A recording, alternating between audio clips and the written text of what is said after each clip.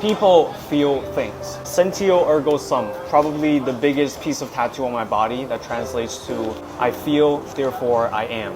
And that has been my belief that consciousness begins with feelings. Geloy does just that. His series, Things I Wish I Said But Never Did, connected thousands through a platform of shared feelings. Today, we have the pleasure to sit down with Geloy and have a conversation. Welcome, Geloy. Hello. Oh, two cameras. Hello. When I first looked at your images, a thought came to my head that I can do this. And I did see a lot of people try to copy your style of work, but I don't think any of them capture the essence of your work. Talk about your background and how that influenced your design language. Well, I started out as a graffiti artist. Well, my first dream was to become a cartoonist. Then I got to college. Then I started to do graffiti. Then after that, I did photography. So it's like a mix of everything. But my time doing graffiti was the one that really took my work to the next level, I may say. I started to incorporate words with my work when I did street art. So that carry over to my practice now. So yeah, design-wise, about my approach to the project, things you wanted to say but never did. Where I cut out the subject and then write the thoughts inside them. I don't know if somebody did it before me, I'm sure. But I did it because the project needed it at that time, I needed to cut out the subject so, I can protect their identity. Because most of the photos, I got it from thrift shops. I call them abandoned memories. If you can see an identity in the photo, you can relate more. It can be you, it can be me, it can be all of us, it can be none of us. So your artistic style is kind of like an amalgamation of recycled art pieces, photos, your background in learning art, different forms of art, graffiti and photography, and you kind of that combination sort of birthed your style of art in that sense. Yep. When did you decide to become an artist, and why did you feel like you wanted to be an artist? Well, I always wanted to be an artist, but I want to give credit to my parents who supported me, because we grew up, we're not rich, so and they say art is for the someone who have money to go to school for it, and but my parents always supported me, so I give credit to them. I've always wanted to be an artist since I was little. You talked about your series, Things I Wish I Said But Never Did, and how you accumulated the materials. How did that series come about? When did you decide that, this is what you want to do? Yeah, so 2017, I arrived in the US. First 3 years was probably the most challenging, years of my life here, as my papers got delayed, so I'm technically undocumented. I couldn't work, I couldn't fly anywhere, so that was challenging for me. So I started to write things that I wanted to say, but then I just kept it. 2020, start of the pandemic, I received my work permit, so I was now I can work. But then the pandemic happened. Right.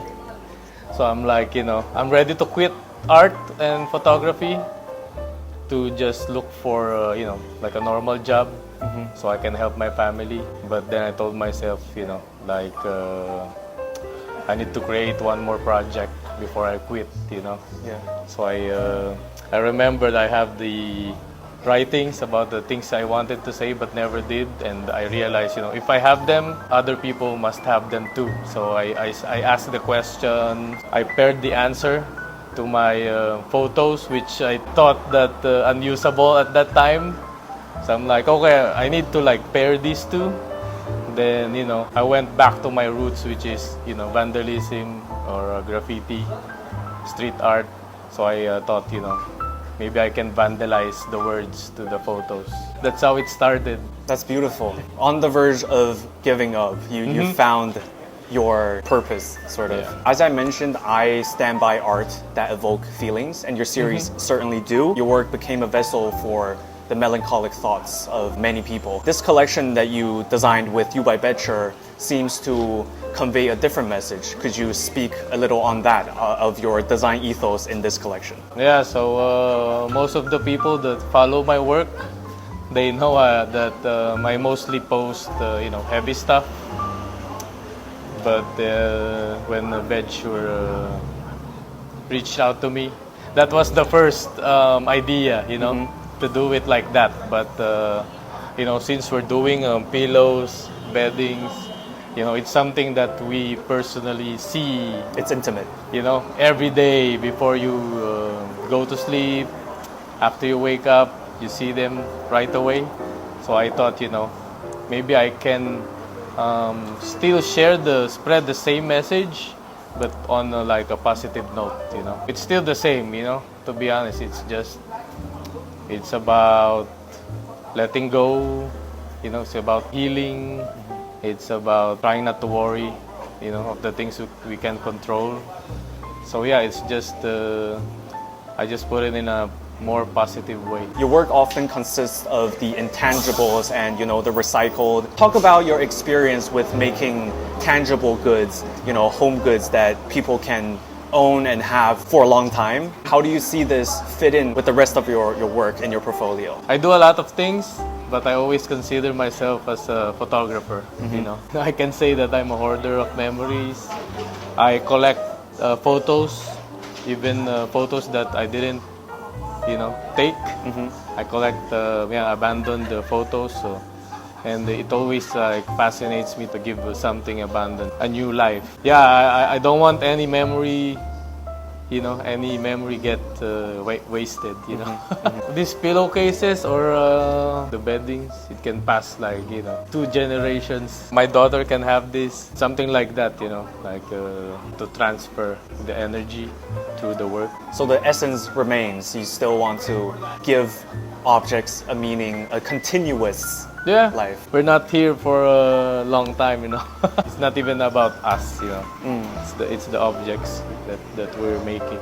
And it's the message that it conveys. When you're designing, what do you think is the most important aspect in a design? A good design should be like easy to absorb, Should be something that answer questions rather than ask questions. And if you can make that while being able to transport energy or a feeling, then I think that will make a design effective. So the message is the most important aspect in a design. I feel like, yeah. Let's talk long term. What do you wish to achieve with your art? Well, my works are has 2 parts. I always work with a community, so I always have a community-based work, and then I have my personal work, which is for me. For the community, I always wanted to help, even an individual or thousands of people. I don't really. It doesn't matter to me, as long as I have a project that's able to help someone. I think that's the only goal for my works. But for personal work, it's just for me to preserve memories, and then maybe make something that my family would be proud of. So yeah, my works are always divided into 2. It's about the community and it's for myself. Do you have any advice that you would give out to young artists and designers that are just starting out? I'm always asked, about this, and I always say the same thing. My only advice is to never listen. You have to trust your own gut. Don't let anyone dictate how your work should look like. You have to put in the work, but if you do good, you have to take the credit. But if you do bad, you have to take the blame. So always take responsibilities for yourself, but not be afraid to try things. You have to believe that it's in you, it's inside you. Yeah, I always say that. Don't listen to anyone, even to me. Just you have to bet on yourself. Our time is limited, so this is my last question. This is the leading product for this for this collection. What is your "it is what it is" moment? Probably the moment that I decided to just continue making art, even if the future is like uncertain, even if I don't know if it's gonna be successful or not.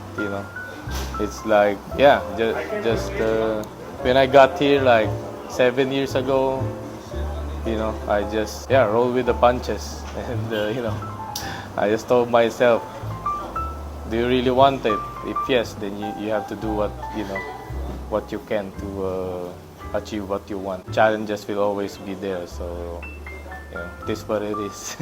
Pleasure speaking with you. Yes, sir.